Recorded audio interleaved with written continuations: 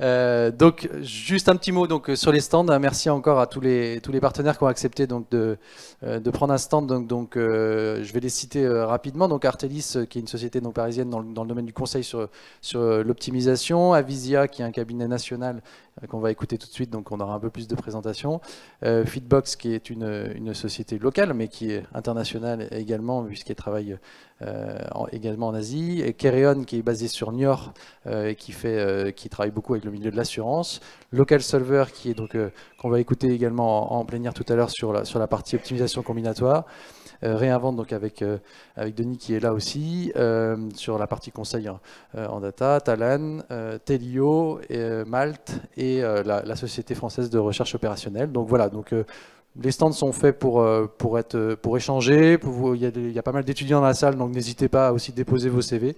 C'est fait pour ça. Tout le monde recrute et tout le monde a besoin de renforcer ses équipes. Alors, sans plus tarder, on va démarrer les choses sérieuses puisque on a parlé pas mal de tout ce qui se passait en région de l'Aquitaine et donc maintenant l'heure est au début du programme. Donc on a deux plénières. Tu voulais rajouter un petit mot ? Je voulais juste rajouter, parce que j'ai vu que le slide avait sauté, toujours sur la donnée, on a aussi un gros événement qui est prévu le 22 mars, qui se déroulera non pas à Kedge, mais aux Arts et Métiers, qui s'appelle Neotech for Green, où justement les sujets, c'est la donnée au service de la décarbonation et de l'industrie du futur. Donc voilà, donc ça vous pouvez les retrouver sur le site de Digital Aquitaine. Donc c'est un événement qui est réservé à nouveau aux adhérents des structures. Donc, il y a pas mal de structures, hein. Il y a donc Aerospace Valley, il y a Aquitaine Robotics, il y a nous, je dois en oublier, le CATI, pardon. Donc voilà, donc si vous voyez passer les communications, je pense que c'est un événement qui va être assez fédérateur. On a par exemple un intervenant du Shift Project, donc je ne sais pas si vous connaissez. Donc c'est vraiment le sujet qui sont un peu en avance de phase sur la donnée et l'impact. Donc le slide a sauté, mais c'est important si vous pouvez aller voir cet événement, je pense que ça sera intéressant. Voilà, pardon.